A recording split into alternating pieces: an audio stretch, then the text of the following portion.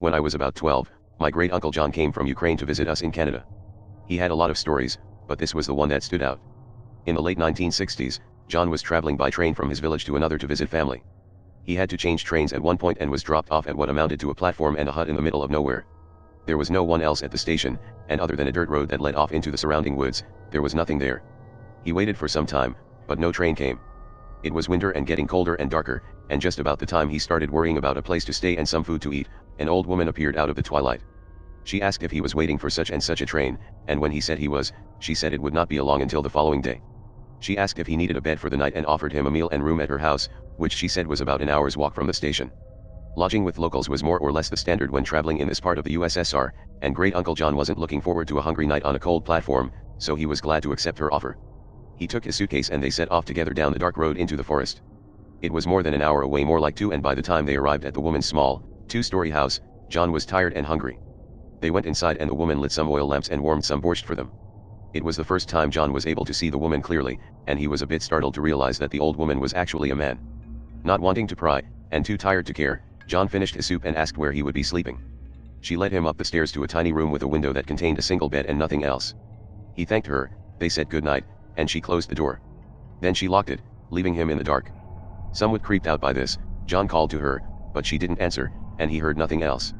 Figuring he would deal with it in the morning, and that she had probably done it by mistake, John set his suitcase down and laid on the bed, deciding to make the best of it and get some sleep. Before he could fall asleep, though, he felt the urge to pee, and got out of bed, hoping to find a chamber pot or something he could pee in. He got onto his hands and knees and began to feel under the bed in the darkness, thinking that's where the pot would be if there was one. Instead, he found a body. "Nope," Great Uncle John said, and went right to the window to see if he could exit the room that way. It was nailed shut. He knew that if he remained in the room, he was probably a dead man. But if he broke the window and tried to get out that way, there was a good chance that the old woman, and who knows who else was there, would hear him and come into the room before he could get away. So he did the only thing he could do. He pulled the body from under the bed, heaved it onto the mattress and covered it with the blanket. Then he got under the bed and waited. Sure enough, about an hour later, he heard footsteps coming slowly up the stairs and then toward the room. The lock clicked, and the knob turned slowly. In the gloom, John saw someone move toward the bed. Then he heard several terrific and sickening thuds. The person had bashed the body on the bed with a large crowbar, which they then dropped onto the floor right in front of John. There was silence, then the person went out of the room, and the door was shut again. The footsteps went down the stairs, and then there was silence again. John moved out from under the bed, took the crowbar and was able to slowly pry the window open. He didn't say, but I imagine he was shitting bricks the entire time. When the window was up, he threw his suitcase out, then dove through himself, not caring what was below him, only worried about what was behind. He landed without too much injury and began to run into a field behind the house towards some lights in the far distance.